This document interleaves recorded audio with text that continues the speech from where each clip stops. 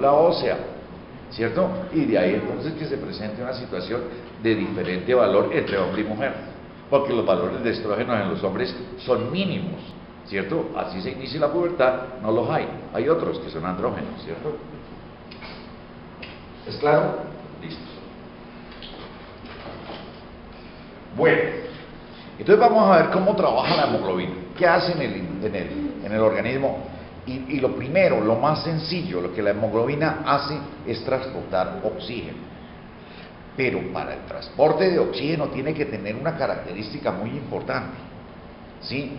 Que haya una reacción, pero que esa reacción tenga, lo más importante es que sea inestable, ¿cierto? Inestable quiere decir que se puede soltar fácilmente, volver a su estado inicial la hemoglobina. Entonces cuando la hemoglobina coge el oxígeno, ¿qué hace? Se convierte en oxihemoglobina, llega hacia la célula. Como es inestable, suelta el oxígeno y esa hemoglobina vuelve a tener características funcionales. Ojo, funcionales de nuevo, sirve para hacer otra reacción en otro momento, ¿cierto? Entonces, esa característica se llama reversibilidad de una reacción, el sentido de que un elemento reaccione con otro, pero después de soltar o de abrir esa reacción, ese elemento está en capacidad de volver a reaccionar con otro de los mismos, ¿sí? Eso es reversibilidad. Y lo otro, que se suelte fácilmente sin ninguna presión, es inestabilidad, ¿cierto? Entonces, eso es lo básico que realiza la hemoglobina, el transporte de oxígeno, pero con esas características. Y más exactamente va a transportar el oxígeno en la mitad de las cadenas polipeptídicas. Y en la mitad de las cadenas polipeptídicas, ¿qué hay? ¿Qué hay? No me va a dormir. El hierro, ¿cierto? El hierro. ¿Sí? Entonces ya nos vamos un poquitico más adentro y decimos, hombre, de la misma partícula de hemoglobina, el oxígeno se está pegando al hierro, no a las cadenas de aminoácidos, porque ya están haciendo otra función, sino pegándose exactamente al hierro. Entonces, primera característica de esa hemoglobina es lo que más hace, lo que continuamente está haciendo y está preservando la vida del individuo. Pégale. Bueno, esta es un accidente y una característica. El hierro, para poder reaccionar con la hemoglobina, tiene que estar en una característica de no estar oxidado. El hierro no oxidado se llama hierro ferroso, pero cuando el hierro se oxida se vuelve hierro férrico. Y ese hierro férrico, olvídense, no puede reaccionar con el oxígeno, no tiene la capacidad, ¿sí? Entonces, en esas condiciones, si no puede reaccionar con el oxígeno, pues el individuo o las células no van a recibir la oxigenación como tal, ¿cierto? Entonces, ¿qué hace? El glóbulo rojo tiene un mecanismo de protección ante la reacción, ¿sí? ¿En qué pasa? Que si en algún momento se oxida, ese mecanismo lo vuelve otra vez a desoxidar, digámosle el término como tal, ¿cierto? O sea que si el hierro se convierte en férrico, el mecanismo lo puede volver otra vez a ferroso para que pueda reaccionar con el oxígeno. Y ese mecanismo se encuentra en las paredes de los glóbulos rojos. Cada glóbulo rojo en su pared tiene ese mecanismo que se llama la NADH metahemoglobina reductasa. Así de sencillo. NADH metahemoglobina reductasa. Es un elemento que se encuentra en las paredes de los glóbulos rojos y es un mecanismo de protección ante la posible oxidación del hierro.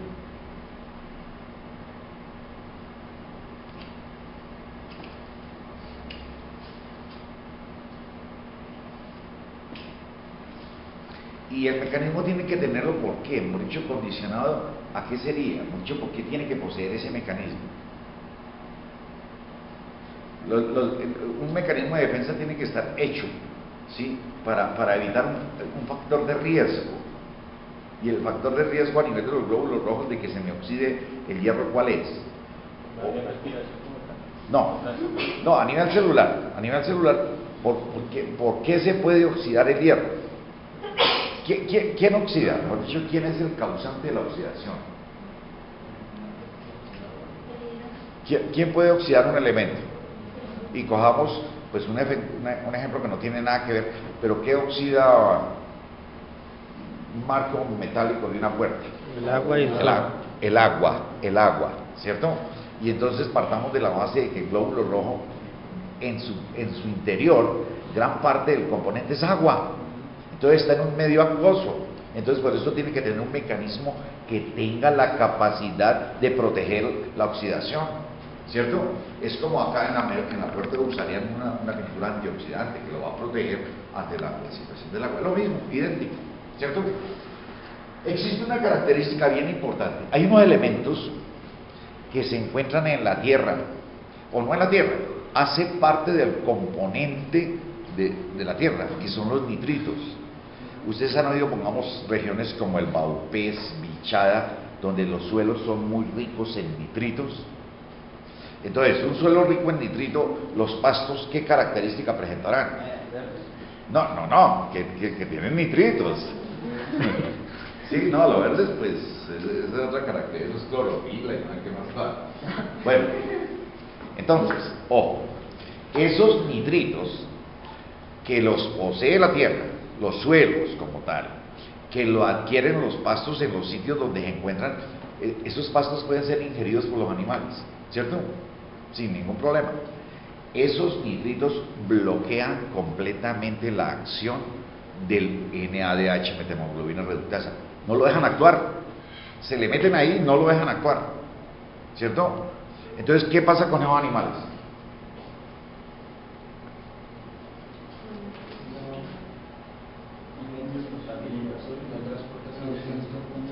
Bueno, entonces el síntoma, ustedes lo llamaron una finca, mire, tenemos un problema acá, mire estos animales que los encontramos. Asfixia, sí, pero la asfixia ya es la parte más final, Inicialmente, ¿cómo? Ustedes llegaron y comienzan y lo chequean y miran y dicen miércoles. De pronto no, porque están quietos, los tienen quietos, no se mueven tanto porque no hay oxigenación, pero ustedes miran y ven algo que les llama la atención. ¿Qué les llamaría la atención? Exceso de producción de saliva, ¿no? Saliva, ¿por qué? No, pues Saliva que tiene que tener ahí. Pues digo. No, eso lo van a encontrar, pero inicialmente, es que cuando ya el problema respiratorio se está presentando, está muy cerca a morirse, está muy cerca a la muerte, pero inicialmente hay algo y se puede hacer algo. Lo que pasa es que muchas veces en sitios tan alejados se presenta eso y eso va pasando y los animales siguen comiendo el pasto, pues se mueren, y se han presentado casos en fincas que venden 100, 200 animales y mueren, ¿sí? Ingiriendo los pastos. Por eso los pastos obligatoriamente hacen un estudio de suelos, y los suelos de nitritos los tratan con químicos para evitar la acción de ellos como tal.